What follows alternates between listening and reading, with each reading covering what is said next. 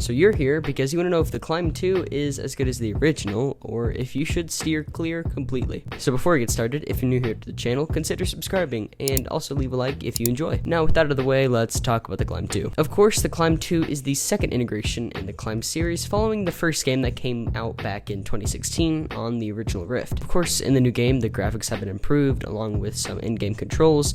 Also, it's now on the Quest 2 for all you Quest and Quest 2 users out there like me. You can now play it on your headset. But there is one thing that has bugged me about this game, and that is that there's still not an official multiplayer mode yet, which many people are not satisfied with. You can still race your ghost or your friend's ghost and try to beat its time, but that's just not the same. If you could race a real person in real time, that would make the online features more interesting and add a new layer to this game. Even though they didn't add a multiplayer feature in their new game, they added many other things. Some structures you climb on move with your weight. They also added 15 more maps to the new game that helps keep it fresh and exciting, but that's the thing. That's the only new thing they added to the game.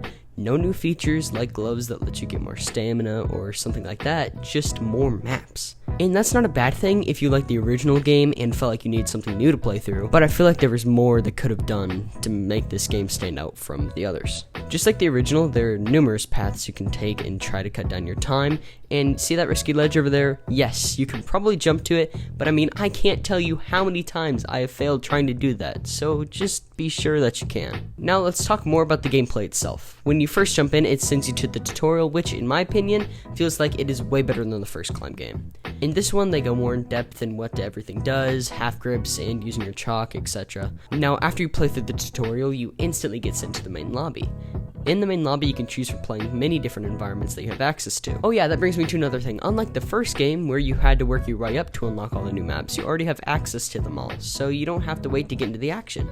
Which is a good thing, because that is something that had bugged me when I played through the first game. In the lobby, you can also look at online scores in your region and your friends list, meaning you can pretty much challenge your friends and try to beat their top scores on a certain map. But like I said earlier, it's not in real time, so it's more like racing your friend's ghost or a pre-recorded video than an actual person. Now, once you choose the map you want to play, it's just like the first Climb game. There's many different paths you can take, and also mini jumps that you can do to try to cut down your time. After you complete a time, it shows your time it took to complete it, and how much XP you got for it. More maps you play, of course, more XP you get, leveling up your account, and unlocking new accessories that you can wear. You can unlock all kinds of things from watches, wristbands, and even a nice new pair of gloves. But here's the kicker, wearing your new gear gives you no in-game benefit other than just looking cool. I think it'd be amazing if they added a new feature where certain gloves or wristbands give you more stamina, or even something like the watches cut down your time at the end of each climb. That would add something new to the game and make the player feel like they have something to work towards other than just a cool looking watch.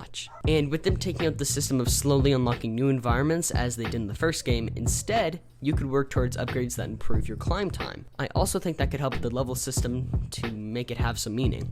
Now, I know that I've been saying a lot of bad things about this game, and if I'm gonna be honest, the good outweighs the bad. I mean, it's the best rock climbing simulator out there to date, so I guess that's quite an accomplishment. Nothing I've played so far has came close to being as immersive as this game has been. But here's a fair warning. If you're into games that are more fast-paced like online shooters, this game might not be for you. It's more of a chill experience like the first game, so it's not for everyone. I remember when I first got the game, I had no idea what to expect.